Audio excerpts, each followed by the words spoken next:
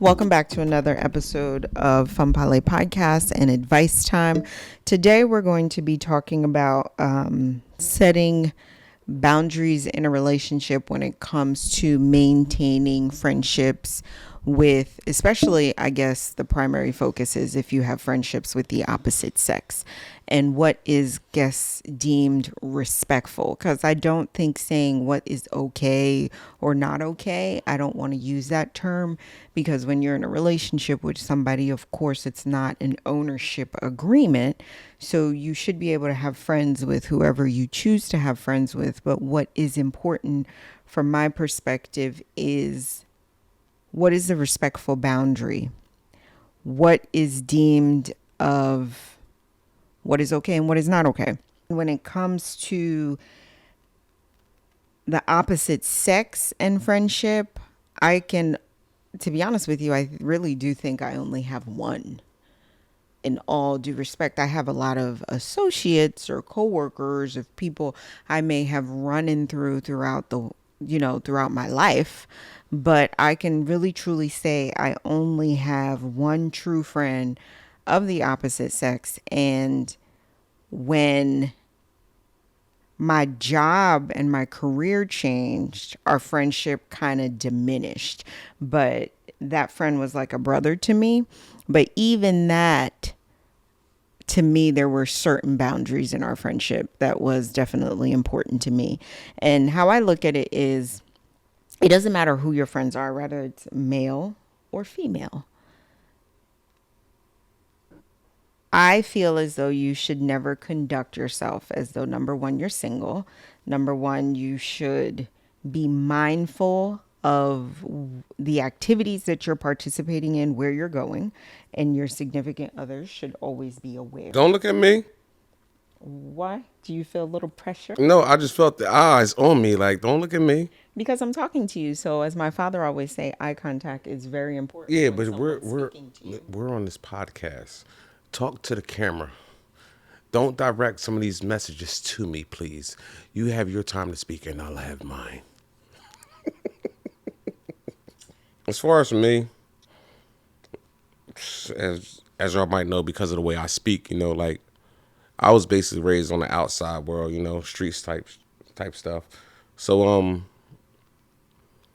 males just seem to get you in a lot of trouble. So me personally, I seem to lean more towards female company due to the fact that there's no aggression within their have fun time, so to say. Go out, have fun, chill, make it home safe type stuff. And yeah, like I have maybe two or three dudes that I rock with heavy, real heavy, you know what I mean? Like my day one on my right hand. Other than that, it's all about the brotherhood with, me and Shirley's gonna bring that up on the next episode somewhere down the line. But yeah, like me personally, I just like the female company now because at the end of the day, there's no hostility, there's no aggression, there's no, how would I say, like having to worry about something might happen. You know, yeah, but you do gotta set boundaries. You do gotta have respect for your significant other, and just live life knowing that you have them boundaries and that respect. Khalif and I are different, definitely in the fact that I'm definitely more of homebody, introvert, very reserved when it comes to going out. I don't need large crowds. I don't need to. I actually like being by myself in alone time, and Khalif is definitely the opposite. Although sometimes he may come off, when Khalif talks, he acts like he's very reserved, mild mannered, and he's going to be home reading a book. But Khalif is a total social butterfly that likes to be out and about. He loves socializing, where me, I'm like, I like deep conversations, and I don't just like to conversate with anybody and everybody, because every conversating with everybody is not important to me. But anyway, I always was secure with myself, and I allowed him to be him. One of the things that happened in our relationship is, I do feel like there was a point where Khalif was, I don't know. I don't want to use the word immature, but I like to say he took advantage of my kindness. And I don't know. I guess he was still growing up. I don't know what he was still doing, but that's when I had to turn the notch up. And I guess you can say I may have been labeled as a bitch, but I also feel like, and that's okay. I'm totally okay with people thinking I'm a bitch, feeling I'm a bitch, or I say things that may rub them the wrong way. You know, my father, who doesn't speak much, but when he does say things, they are very enlightening. This world doesn't cater to you, and you don't cater to the world. So there are things that people may say to you that are going to be hurtful. But when, you know,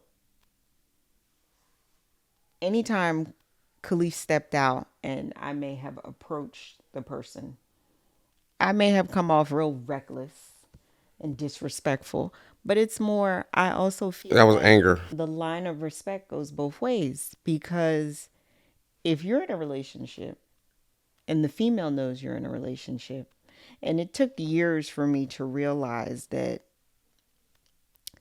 there's trauma associated when people do things like this. So if obviously you don't care, and you know she was the one that told me, and it actually enlightened me, because as stupid as it may sound, she said, if Khalif don't give a fuck, why the hell do you want me to give a fuck? And she made a good point, because if you don't give a fuck about the respect that you have to give to us in the relationship, it's not another female's responsibility to care. True. I'll give you that. Here's the thing. Here's what I wanted you to say. You know how you always tell me common sense, common sense, common sense, Shirley. And you know, also to bring to light, if some of you haven't heard episodes, there's been infidelity on both parts. So we, don't think he's the only one that cheated. I cheated as well. I'm telling you, these side pieces that you end up being with, they do end up catching feelings, but I cut it off immediately. And I think one thing that is different from you and I, that I feel like, you know how you always used to tell me, oh, you need common sense. You don't have any common sense. You don't need common sense. I realized immediately, like, oh shit, this is getting bigger than I want it to be, because I knew from the get go, I wasn't going to leave the relationship I am. I was just in a place where You felt lonely. I was just in a place where I couldn't even describe it in words. And for the moment, the attention was taken off of the negativity that was happening in the relationship. But I was focused enough to realize, wait a minute, dude, you catching feelings, and this is getting too deep, and I'm not really that interested. And I knew I needed to stray, because even though I never shared it with you, there were many phone calls that he kept making after and after and after, but I just realized I needed to block him, because it was a distraction for me. So that's why I'm asking you, you know how, why did your common sense not kick in? And why did you entice the situation and made more fuel to the fire? Long story short, like I told on the previous episode, home is the peace, the sanctuary. You feel me? Now I mean, like when you're not getting that peace at home, it's like step out. You know, and I mean, whether it's go outside, go do something else, and I mean, ride around, whatever the case may be. And true and honestly, the comfort came from fucking with somebody else. And they became the peace until they became the fucking headache. Nobody wants to come home to argue. Nobody wants to come home to what about this or what about that, or like 101 fucking questions. Nobody wants to come home to that. People, like men, women, wherever the case may be, it doesn't matter who the fuck the person is. When you come home, you want to be able to relax, chill, whatever the case may be. When it becomes to the point of you coming home and it's questions, arguments, you know what I mean? Motherfuckers get tired of that shit.